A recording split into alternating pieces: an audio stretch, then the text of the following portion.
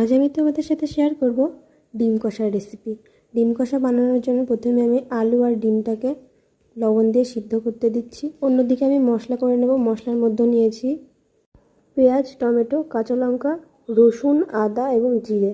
এটাকে ভালোভাবে মিহি একটা পেস্ট বানিয়ে নেব। কড়াইতে তেল গরম হতে দিয়েছি।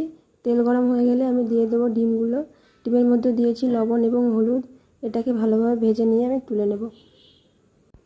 আবারও সামান্য কিছু পরিমাণ তেল দিয়ে ফোড়নের জন্য দিয়েছি শুকনো ঝাল, জিরে এবং তেজপাতা। এর মধ্যে আমি দিয়ে দেব পেঁয়াজ কুচি। পেঁয়াজটাকে একটু লাল লাল করে ভাজা হয়ে গেলে এর মধ্যে আমি দিয়ে দেব টমেটো কুচি। টমেটো আমার ভাজা হয়ে গেছে। এর ভিতরে আমি দিয়ে দিচ্ছি পেস্ট করে রাখা মশলা।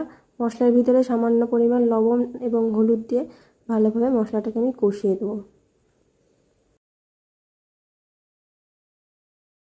মশলা আমার কষানো রেডি। এর ভিতরে আমি ডিম এবং আলুটাকে দিয়ে আরও একবার ভালোভাবে কষিয়ে নিচ্ছি সামান্য পরিমাণ জল দিয়ে। ডিমটা আমার ভালোভাবে কষানো হয়ে গেলে দিয়ে দিচ্ছি জল এবং সামান্য পরিমাণ গরম মশলা দিয়ে নামিয়ে নেব।